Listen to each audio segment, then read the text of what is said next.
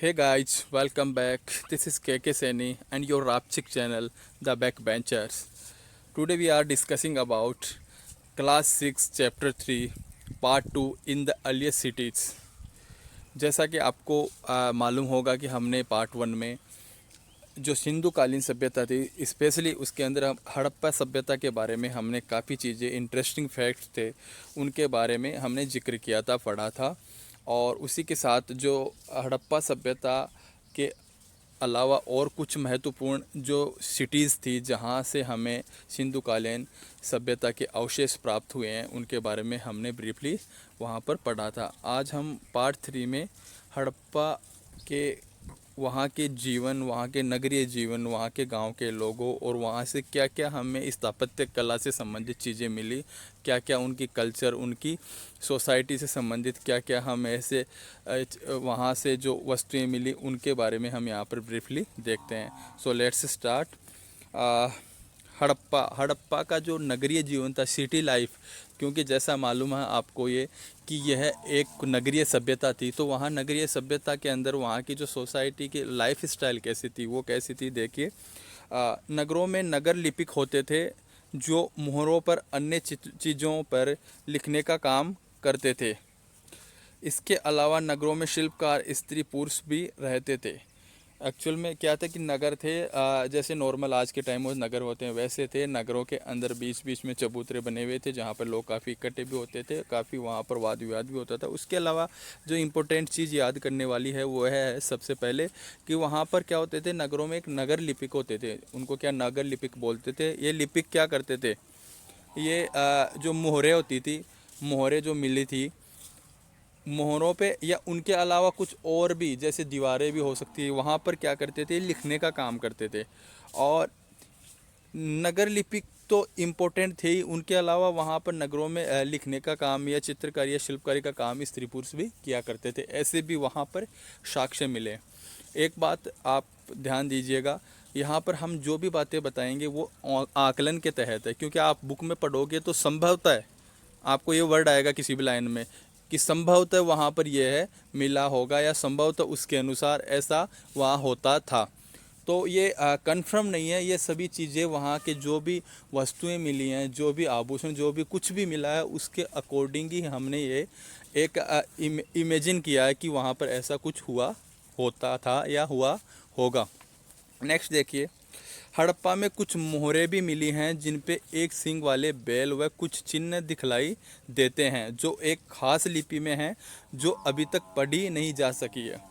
हाँ, तो ये सबसे एक इम्पोर्टेंट ये भी है कि वहाँ पर कुछ मोहरें मिली है हड़प्पा में, और ये जो मोहर मिली है जिसके ऊपर एक सींग वाला एक बैल की वहाँ पर इमेज है उस पर। और ये वेरी इंपॉर्टेंट है, आपको डायरेक्ट आपके ऑब्जेक्टिव टाइप क्वेश्चंस में पूछा जाता है कि एक सींग वाले बैल की प्रति बनी हुई जो मोहरें हैं वो कहाँ से मिली है, कौन सी सिंधु घाटी सभ्यता के कौन से शहर या कौन से नगर से मिली है, कौन सी जगह से मिली है, तो वो है हड़प्पा।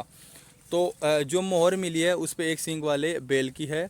आपको मैं रिकमेंड करूँगा, अगर आपको इसको बड़े इंटरेस्टिंग रूप से अगर देखना है तो जो मोहनजोदाड़ो मूवी थी ऋतिक रोशन की, उस मूवी में बहुत अच्छे से यहाँ की सिटी लाइफ को, कल्चर को, वहाँ कैसे उन लोगों का रहन सहन था, वहाँ क्या क्या सिस्टम था, कैसे राजा रहता था, कैसे प्रजा रहती थी, वो सब चीज़ें वहाँ पर बहुत अच्छी तरीके से दिखाया गया है। तो नेक्स्ट अभी अपने टॉपिक पे आते हैं। देखिए, तो उसमें उसके साथ जो बेल की जो उस पे प्रति बनी हुई है या चित्र बना हुआ है उसके साथ में कुछ चिन्ह भी दिखाई दिए हैं, वहाँ पर चिन्ह भी लिखे हुए थे उस मोहर के ऊपर। तो मोहर यानी अगर इंग्लिश में अगर बोलेंगे तो स्टाम्प बोलेंगे, तो मैं स्टाम्प बोलता हूँ, आपको अच्छे से समझ में आएगा। तो कुछ स्टैम्प मिली हैं, स्टाम्प पे बेल है, बेल के साथ कुछ चिन्ह है, और वो चिन्ह कौन सी लिपि में या कौन सी लैंग्वेज में है वो अभी तक भी विद्वानों द्वारा पढ़ा नहीं जा सका है। नेक्स्ट देखिए, यहाँ पर बच्चों की पकी हुई मिट्टी के खिलौने भी प्राप्त हुए हैं, काफ़ी खिलौने भी प्राप्त हुए हैं बच्चों के। यानी आज की जैसे ही अगर आज वर्तमान में देखें बच्चे खिलौने से खेलते हैं, तो उस टाइम भी बच्चों का वहाँ पर टॉयज़ वगैरह हुआ करते थे, खेलते थे। बट आज के टॉयज़ देखते हैं हम ज़्यादातर चाइनीज मार्केट ने पूरे वर्ल्ड पे अपना दबदबा बनाए रखा, स्पेशली इसमें टेक्निकल गैजेट्स या टॉयज़ में। बट उस टाइम ऐसा नहीं था, उस टाइम चाइना नहीं था। हाँ, तो वहाँ उस टाइम क्या था, जो जो भी टॉयज़ बने हुए थे वो टॉयज़ किसके बने हुए थे, कच्ची मिट्टी के, जिसको पका के या कच्ची मिट्टी से या डायरेक्ट पका के उससे क्या खिलौने बनाए जाते थे। जो पकी हुई मिट्टी थी कच्ची, जो उसको बोलते हैं टेराकोटा। उसका जो शाब्दिक जो एक वर्ड है टेराकोटा, उसका यूज किया जाता है। तो ये हुआ वहाँ का नगरीय जो शैली थी उसके बारे में। अभी देखते हैं नगर तथा शिल्प, कुछ सिटीज़ के बारे में देखेंगे और वहाँ पर क्या शिल्प मिले हैं। स्पेशली शिल्प से हमारा यहाँ पर मतलब होगा वहाँ पर जो भी जैसे मोहरें मिली हैं या कुछ स्टेचूज़ मिले हैं या कुछ और भी बने हुए जैसे बड़े स्नान गृह हुए या कुछ ऐसी आकृतियाँ मिली हैं, उनके बारे में हम ही देखते हैं। तो देखिए सबसे पहले हड़प्पा से जो भी चीज़ें मिली हैं वे अधिकतर पत्थर, शंख, तांबे, कांसे, सोने व चांदी आदि धातुओं से बनाई गई है। ये सभी धातुएं थी, इन सभी का उपयोग वहाँ पर जो शिल्पकारी थी तो उनमें इनका उपयोग किया जाता था। यहाँ से मिली सबसे आकर्षक वस्तुओं में मनके, बाट व फलक है। मनके से मतलब है आप जिसको डायमंड्स मोतियाँ बोलते हो, मोती मिले हैं ऐसे। अब वो मोती किसके हो सकते हैं, सोने चांदी के बने हुए थे, ज़्यादातर मोती होते थे सोने चांदी वगैरह के या तांबे के। तो कुछ मोती हैं जो औरतें वगैरह या पुरुष वगैरह अपनी सजावट के लिए या सुंदरता को बनाए रखने के लिए पहनते थे। और फिर दूसरी बात है बाट। बाट होता है, आपने ये लोकल वर्ड, आपने गांव, अगर आप गांव से बिलोंग करते हो तो आप अच्छी तरह जानते होंगे कि बाट होने यानी जो आपके वेट करने के लिए, जो मेजरमेंट करने के लिए जिनको पत्थरों को वो यूज़ करते थे, एक्चुअली में वो पत्थर के बने हुए थे तो वो बाट कहलाते थे। वह तीसरा है फलक। फलक होते थे, पत्थरों के बने बने फलक बनाते थे सजावट के लिए, डेकोरेशन के लिए। नेक्स्ट देखिए, मोहनजोदड़ो व मेहरगढ़ में कुछ कपड़ों के अवशेष भी प्राप्त हुए हैं जिनसे पता चलता है कि वहाँ कपास की खेती भी की जाती थी। एक्चुअल में जैसे कपास की खेती के बारे में बोला जाता है कि हड़प्पा कालीन सभ्यता में लोग कपास की खेती करते थे और इसके साथ गेहूं जौ की करते थे। बट कपास की क्यों करते थे, ऐसा क्यों बोला गया? आप जानना चाहेंगे कि सर डायरेक्ट और भी तो बोल सकते थे कि ये खेती तो बहुत सारी फसलों की होती थी, बट कपास के बारे में ऐसा क्या मिला? तो वहाँ पर जब खुदाई की गई तो वहाँ पर हमें कुछ कपड़ों के, सूती कपड़ों के टुकड़ों के अवशेष प्राप्त हुए हैं। और वो कपड़े किससे बनते हैं आपको मालूम है, कपास के रुई से बनते हैं। तो डायरेक्ट हमने यही आकलन लगाया कि संभवतः है कि उस क्षेत्र में क्या कपास की खेती भी की जाती थी। नेक्स्ट देखिए, हड़प्पा कालीन सभ्यता से जुते हुए खेत व हल के अवशेष भी प्राप्त हुए हैं जिससे ज्ञात होता है कि वे लोग गाँव में भी रहते थे और खेती भी करते थे। क्योंकि यह एक मुख्य रूप से नगरीय सभ्यता थी, एक सिटी कल्चर थी, सिटी सिविलाइजेशन थी। बट वहाँ पर खेती के अवशेष मिले हैं, जैसे मैंने अभी बताया कपास की खेती होती थी, गेहूं या जौ के भी अवशेष मिले हैं, उनकी भी खेती की जाती थी। हाँ, और उसी के साथ में बैल मिले हैं, पशुओं के मिले हैं, भेड़ बकरियां मवेशी भी मिले हैं, घोड़ों के अवशेष भी मिले। तो मतलब ये सभी रखे जाते। तो ये सभी कहाँ रखते थे, सिटी से जुड़े हुए गाँव होते थे, गाँव में। तो गाँव में भी लोग इन सब का पशुपालन व कृषि का कार्य करते थे। इसलिए यह इस बात से यह हम प्रमाण भी मिलते हैं कि वहाँ और जुते हुए खेत भी मिले, कुछ जुते हुए खेतों के भी और कुछ हल भी मिले हैं, अवशेष मिले। तो ये सभी बातें हमें इसी चीज़ की तरफ इंगित करती है कि वहाँ पर खेती बाड़ी की जाती थी, वहाँ गांव भी होते थे सिटी के साथ साथ कुछ, और वहाँ पर लोग पशुपालन व कृषि कार्य करते थे। नेक्स्ट देखिए, गुजरात, कच्छ, धोलावीरा नगर बसा था। गुजरात का एक कच्छ का इलाका जो वर्तमान में कच्छ का रण बोलते हैं हम, तो गुजरात का जो कच्छ का क्षेत्र था उसमें एक नगर था धोलावीरा, जो फेमस हड़प्पा कालीन सभ्यता का एक नगर है जहाँ से काफ़ी अवशेष मिले। तो धोलावीरा नगर बसा हुआ था और यह इस नगर में क्या था, साफ पानी और उपजाऊ मिट्टी की बहुतायत थी, बहुत अच्छे से यहाँ पर प्रोवाइड हो जाता था। उस समय की बात कर रहे हैं हम, सिंधु कालीन सभ्यता के बारे में। नगर 3 भागों में बटा हुआ था। एक्चुअली अगर देखें तो सब जो भी हड़प्पा कालीन सभ्यता के अंदर जो भी नगर मिले हैं सिंधु कालीन सभ्यता में, मैं ये दोनों वर्ड काम ले रहा हूँ क्योंकि सिंधु कालीन सभ्यता का सबसे इम्पोर्टेंट पॉइंट था हड़प्पा कालीन, हमने पिछले पार्ट में देखा। इसलिए हड़प्पा कालीन सभ्यता को हम सिंधु घाटी सभ्यता के नाम से भी बोलते हैं। तो बात हो रही थी कि वहाँ पर जो भी ज़्यादातर नगर मिले हमें वो है 2 भागों में बटे हुए थे बराबर। पर ये जो धोलावीरा नगर था जो कच्छ के क्षेत्र में बसा हुआ था गुजरात के अंदर, यह 3 भागों में बटा हुआ था। तीनों भागों को चारों तरफ परकोटे से, पत्थरों से या ईंटों से इंटर ब्लॉकिंग सिस्टम में एक के ऊपर वर्टिकल हॉरिजॉन्टल रूप से इनको ईंटों की दीवारें बना के इनको परकोटा बनाया हुआ था। बीच में इन तीनों भागों के बीच बीच में कुछ मैदान भी मिले हैं, संभव तो वहाँ पर सार्वजनिक जगह के यूज के लिए कि लोगों के मनोरंजन के लिए मैदान में आना है, घूमने के लिए मैदान भी मिले हैं, ऐसे भी हमें वहाँ पर साक्ष्य प्राप्त हुए हैं। अभी देखिए एक और महत्वपूर्ण नगर है जो कि हमें गुजरात में मिला, उसका नाम है लोथल। लोथल के बारे में देखते हैं कुछ इम्पोर्टेंट थिंग्स। यह साबरमती की एक उपनदी के सहारे गुजरात में बसा हुआ था। यहाँ कीमती पत्थर आसानी से मिल जाते थे। जैसे धोलावीरा में क्या मिलते थे, उपजाऊ मिट्टी थी, साफ पानी मिलता था।